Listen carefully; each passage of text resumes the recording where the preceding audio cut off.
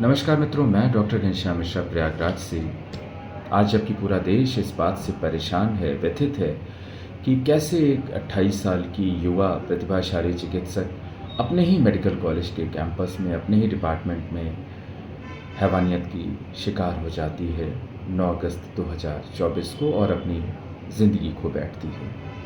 वो भी बहुत दुर्भाग्यपूर्ण, दर्दनाक हादसों के बाद।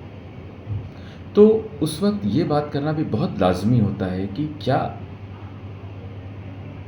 किसी सरकार का अपना एक कैरेक्टर भी होता है। जैसे हम लोग किसी ऑर्गेनाइज़ेशन के कैरेक्टर की बात करते हैं, वैसे मुझे लगता है कि गवर्नमेंट का भी अपना एक कैरेक्टर होता है, किन-किन मुद्दों पर वो संवेदनशील है और किन मुद्दों पर वो असंवेदनशील है।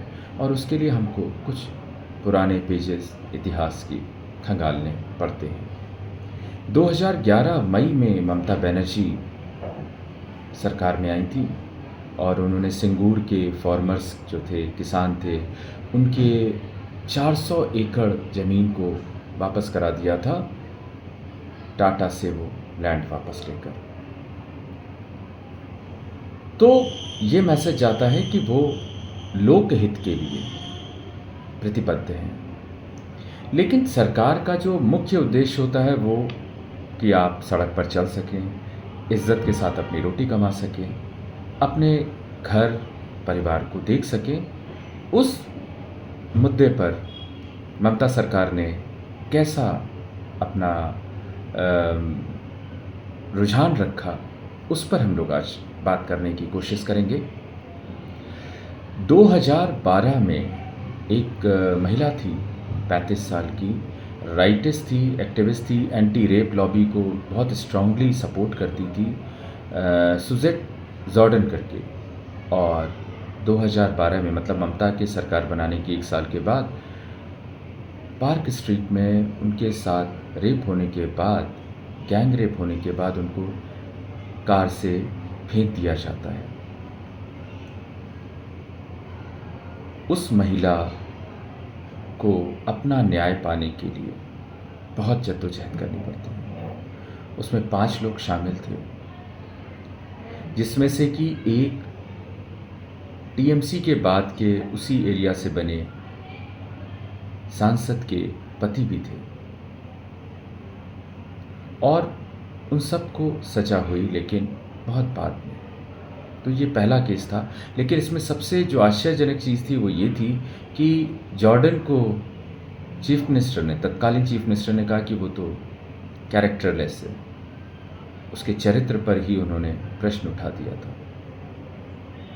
तो ये बात आपको बताने के लिए काफ़ी है कि हम कितने संवेदनशील हैं राजनेता के तौर पर, मुख्यमंत्री के तौर पर, इस विषय को लेकर। 2012 के बाद 2014 में 3 साल की ममता बनर्जी की सरकार थी, तो वहाँ पर फिर हुआ था कि बीरभूमि गैंग रेप केस हुआ था। बीरभूमि में फरवरी या जनवरी में शायद हुआ था। और उसमें जो था वो एक लड़की को गैंग रेप इसलिए किया गया क्योंकि उसने दूसरी कम्युनिटी के लड़के के संग अपना प्रेम संबंध बनाया था। और सज़ा किसने दी थी? सालिशी कोर्ट। सालिशी कोर्ट मतलब एक तरह कंगारू कोर्ट, जिसमें कि प्रधान शामिल था, जिसने ये डिक्टेट पास किया, और गैंग रेप में भी वो शामिल था। 2014 के बाद आइए 2015 में क्या हुआ कि 2015 में कांधमाल गैंग रेप हुआ। उसमें भी नादिया शहर में एक 71 साल की कैथोलिक नन थी, उसका गैंग रेप हुआ था 2015 में। और उसमें भी जो है वो 8 बांग्लादेशी शामिल पाए गए थे। इसके अलावा 2019 में एक बॉम्ब ब्लास्ट हुआ था बर्दमान में, जिसमें कि जमातुल मुजाहिदीन बांग्लादेश का हाथ था। हालांकि शुरुआत में उस तथ्य को भी तोड़ा मरोड़ा जा रहा था। तो ये जो मतलब इस तरीके के केसेस तो बहुत सारे हुए होंगे, पर ये कुछ केसेस जो मुझे याद आए, मेरी जानकारी में थे, तो उसको देख के मुझे लगता है कि महिला होने के बावजूद बहुत असंवेदनशील हैं इन विषयों को लेकर ममता बनर्जी।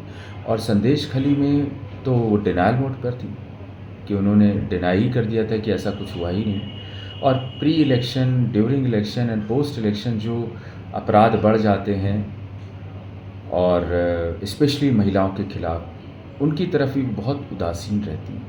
मुझे लगता है ये एक बहुत स्वास्थ्यवर्धक चिन्ह नहीं है किसी भी सरकार के लिए। और मुझे लगता है अगर समाज को सुरक्षित होना है, समावेशित होना है, सबको एक साथ जोड़ के रखना है, तो मुझे लगता है कि आपको समाज के हर तबके को उसकी जात, धर्म, बिरादरी के हिसाब से नहीं, आपको उसके इंसानियत होने के हिसाब से देखना पड़ेगा। और अगर एक इंसान के साथ कोई दूसरा इंसान इस तरीके से अपराध करता है तो उसके प्रति संवेदनशीलता भी होनी चाहिए और जवाबदेही भी होनी चाहिए।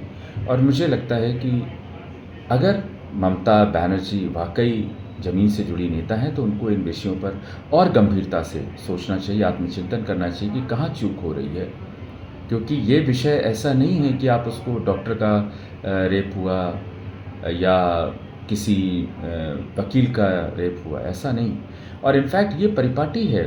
मतलब 1990 का एक केस मुझे याद आता है कि जहाँ पर कि रेगुलर इम्यूनाइजेशन देख के 3 हेल्थ वर्कर्स लौट रहे थे, डॉक्टर्स थे, और जिसमें से एक जो था वो यूनिसेफ का था, 2 वेस्ट बंगाल गवर्नमेंट के थे, और उनको सीपीआईएम के वर्कर्स ने, कन्फर्म्ड वर्कर्स ने रेप किया था 1990 में।